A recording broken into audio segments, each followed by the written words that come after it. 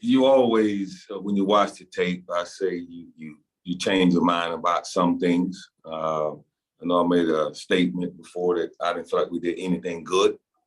I was wrong, and I just admitted that to the team that we actually did a lot of things that was pretty good. Some guys played some good ball, but just under the circumstances with everything going on, from the penalties to not scoring, not moving the ball, to losing our leverage on the defense. It was one of those things that you look at when you're watching the game and you see the time on the clock. And what's so frustrating is you're still in the game. We were still in the game. We've been in both of the games. Again, this is a learning experience. We have 2 games on our belt now. And like I was telling them, this is good when you have proof on what you're doing is working. And if not, what do we have to change? And so this is another big week for us to continue to grow and finish the game, play 60 minutes. All right, guys, we'll open that up for questions. Coach, with that in mind, you mentioned that there were some good things that you could build on. Is there anything in particular that you can cite here? Obviously, you got to keep the playbook. I get that. But anything in particular that you're building on in practice? Yes, well, just making sure that we're on the same page, everything we're doing. I thought Justin Rogers filled in, did a pretty good job for us in kick return. Josh Harvey showed up special team wise and helped us on defense. I felt like the front 7 defensively, great job. And we had them -6 yards rushing at halftime. They finished with 40. Offensively, same, where we're getting off to a fast start, and somewhere in there we're getting off track. But the first part of that was pretty good. So we just have to continue to build on that, fix those little things, and that's going to be the focus this week. Taking what we've done, being positive about it, and building on that. And whatever we have to do, we tweak practices, whatever we have to do to make sure that we go out and play 60 minutes this week. We're going to take one day at a time. So this is the only time we're talking about Sunday is with you guys. With us, it is right now, today, let's get better. And with that in mind, you had that strong defensive performance you were talking about. I mean, for any of our stat heads out there that are fans or media people or otherwise, like, that's the key right there, I think. And you know, with penalties and how much movement that the Brahmas got based on those penalties. So with that in mind, you know, from a coaching standpoint, how is it that you can adjust for, like, how much of this is this some of that more no OTA stuff creeping in? Is there a different mentality you're taking in practice to kind of get that under wraps? What is it you have going on to kind of get that under control? Well, we have to make sure we emphasize that we are a disciplined team. We play smart players, smart teams don't beat themselves. You know, I've been talking about so much of winning versus not really explaining to them why we don't beat ourselves. And what we did yesterday contribute to us. If you look at the stats, when you get a penalty on defense and you give up a play over 20 yards, they probably gonna score like 70% of the time.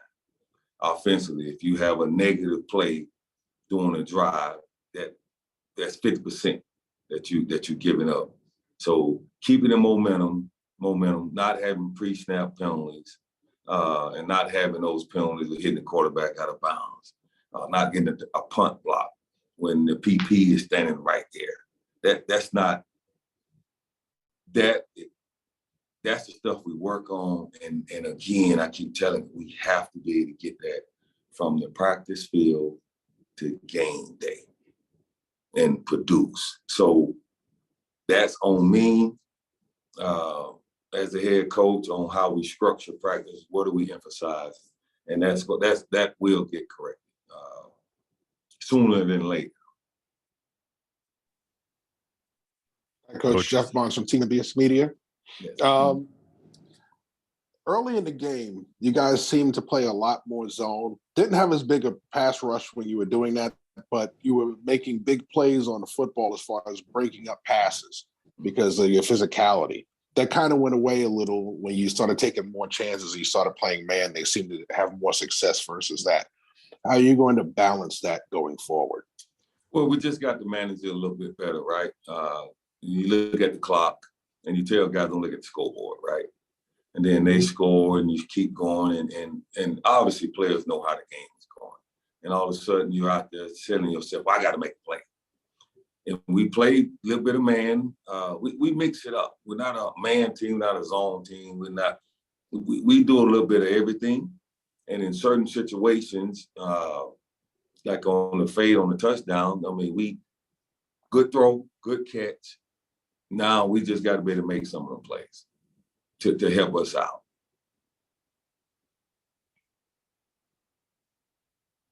Yeah, Coach, this is Alan from the Alan Aaron Sports Talk Radio Show. Always a pleasure. Yeah, that's along those lines. Is there anything that you're going to say to the players? Because it seemed like you've been telling them, play disciplined football, but there's a breakdown from them actually doing it. What do you sense is the issue with some of the players in that breakdown? Well, that's the issue you have when you have a limited roster like we have. There's only so much we can do at a certain point as coaches. We have to continue to emphasize that. And not only just show it, talk about it, but give examples. And if you can see, whenever they do, we take them out. But again, you got 45-man roster. So it's not like college where you got 150 guys, players out there where you can take them out and you sit on the sideline all game. Now you don't have anything. We literally went into the game last week with 3 corners. So, and one of the corners, the third was also the star. Just like you look at Mike, who also plays star and safety. So we try, managing this roster is a big thing. And I laugh and chuckle, like I said, coming from college when they talk about managing the roster. You got 85 guys out there. And I laugh now. So you try managing 45 and getting it done. Everybody has that issue. So we are really going to focus on who are we, form identity, making sure that we emphasize and get it done as far as the discipline part. First game, we only had 3 penalties. And you look at all the stats with all the other teams, we are right there. We're not playing the way we're capable of playing. So, like I told them earlier, I just had a meeting with. I'm very excited about once we put this together, how this gonna look. But we have to put it together first. And that means we got to continue to work, continue to do the little things, look at the tape, be honest with yourself, and that'll help us. You help yourself, you help us. Yeah, along those lines, and to Jeff Barnes' point, one thing that did stick out when I had the press conference with Hines Ward was he almost anticipated that you were going to do man coverage, predominantly for a lot. Does that kind of surprise you that he kind of expected that? No. We expected him to play that. We just didn't do it. We didn't make the plays. If you go look at it, they actually probably played a little more man than we did. The only difference, we didn't take advantage of it like they did, especially in certain situations. Nobody lit the scoreboard up. Nobody just. You look at the stats and it's darn near the same. We had, I want to say it was 1 for 5 or something like that. 20% on third down. We were 40%. We ran the ball better, and they are a running team.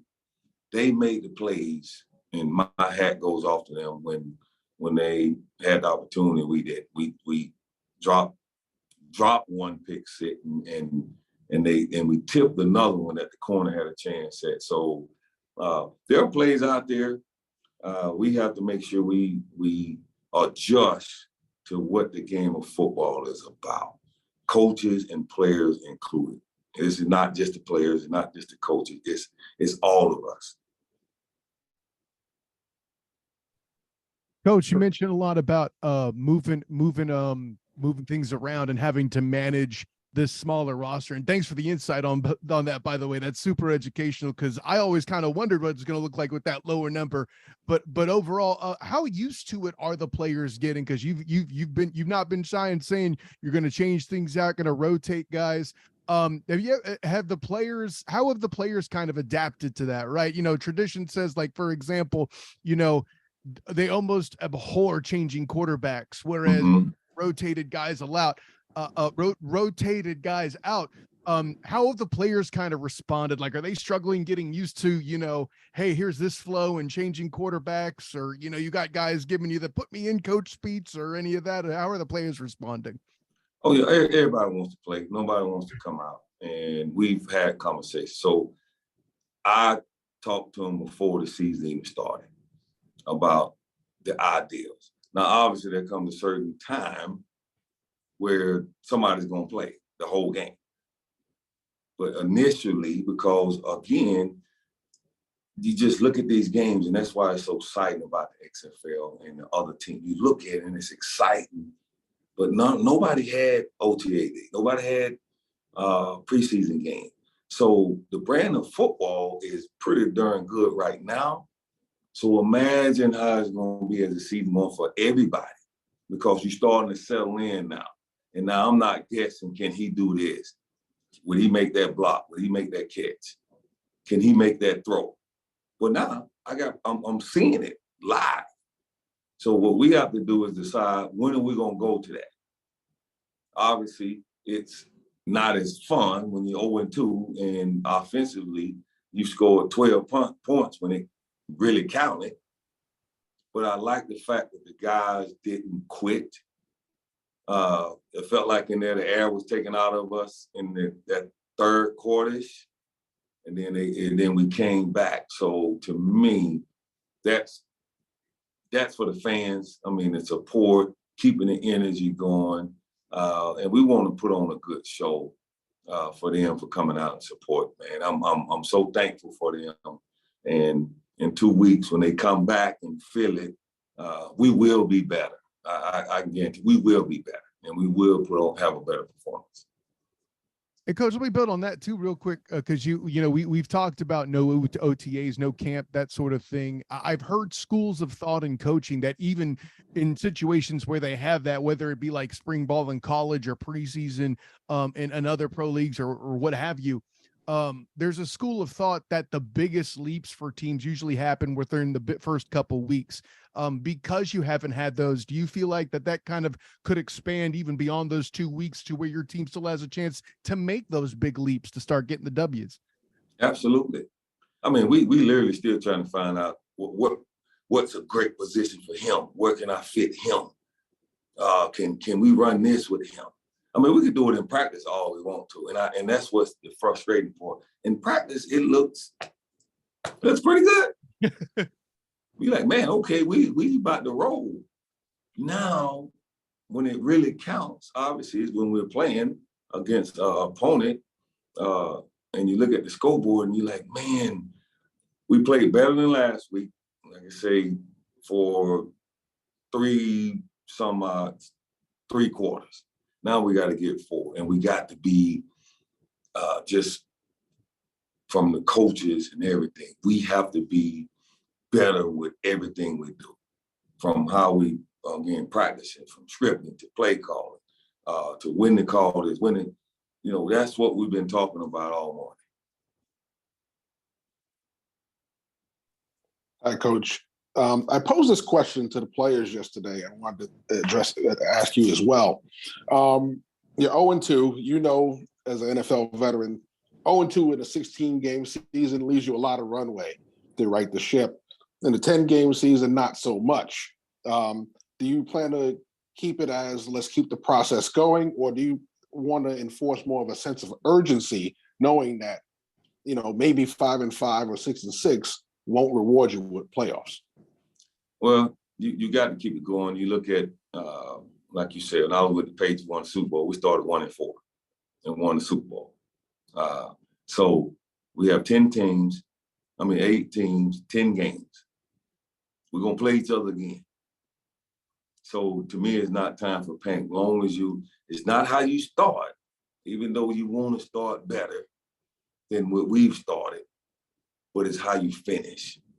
And to me, it started last week in trying to make them adjustments, trying to get better. It will continue this week. And sooner or later, I'm not worried about the outcome until we handle what we need to day to day. The day to day will take care of the outcome. And I would say too, just to throw this in, I mean, I hear what you're saying, Jeff, as a point of note. If you look at the standings right now, there's one team in our division that's 2-0, there's two that are 1-1, and there's one that's 0-2. We're one game out of a playoff spot right now. Mm-hmm. So it's a little early to really worry about that, probably. Just throwing that out there as some context.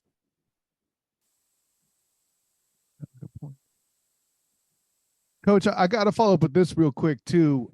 Last week, Andrew Jamil had said that he was looking forward to playing in the heat in Orlando there at Camping World Stadium. Well, you guys got your wish. So along with the heat and the weather, what did you think of the facility, the stadium, the atmosphere, all of it? Now that you have it under your belt, how'd it go playing in front of the home crowd here and in the home environment for the first time?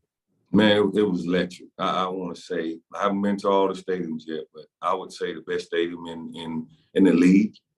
The facility locker rooms are second to none. The fans are second to none. I don't know what the final number was, but I felt like it was pretty packed. It was into it. Everything about it was great, except for us, the ending. But everything in between that was awesome. We appreciate it, and the players appreciate it. I appreciate it. We want to come back and do something good. Yes, Terrell, Coach. Terrell, I'm sorry. Oh, sorry. Go ahead, Matt. Terrell, you guys talked about this a little bit. You had the awkward. I don't know if it was awkward, but you guys had to fly back. Both teams had to fly back on the same plane. How was that coming off the game? I mean, obviously, you guys were thinking about what had happened, but what was that trip like back? Well, we're professionals. They got how Hines run his organization. I run his first class, so we actually talked, and it was nothing. It was nothing. I mean, you wouldn't even know that we was on the plane together. I mean, they was really respectful. It wasn't none like hooting and hollering like, oh, we didn't. I went to sleep. We flew home. We got on the plane. Now, once they got on there, they probably did it in the locker room. They probably did enough in the locker room. And then once they got on the bus, but when you have someone like Hines that is a first-class guy, that knows how to act, and I feel like, I'm the same way. I'll be the same way. He set a great example. So it was good. Okay, Coach, this question is basically generated from a lot of the fans. They're questioning, are you looking to commit to Paxton or DeAndre and stick with one quarterback, or are you still going to swap them out? It's getting close. We are talking about that, ramping it up on who's going to produce. I mean, guys are getting their chance. Somebody has to step up, and that's what we're doing. We're evaluating. It's getting very close to being, okay, this is the guy. And then it'll be special situations, like whatever they can do, 2-point, a fourth down, something like that. But it's getting very close.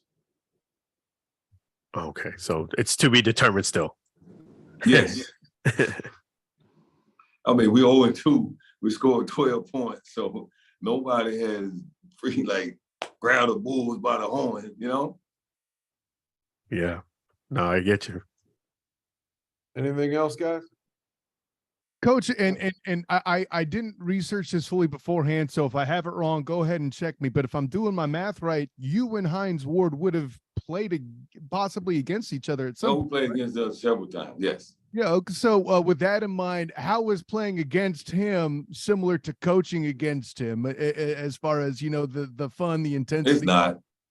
It's fun to see, because, you good buddies. We play golf together. We talk trash. We do that stuff. they threw water on him. And, you know, we hugged each other, and I'm wet, and I'm like, you know, that's supposed to be my water on my back. It should be the other way around. But it's not the same. We're not playing against each other. The players are doing that. We're just trying to schematically and do things. But so it's not, to me, I don't know how this, but not, it's not simple. It's not even close. Terrell, I know this is something that I witnessed on Saturday, you know, following you guys around. But I wanted to ask, I didn't get a chance to ask, how special was it to have Clint talk to the team in your chapel?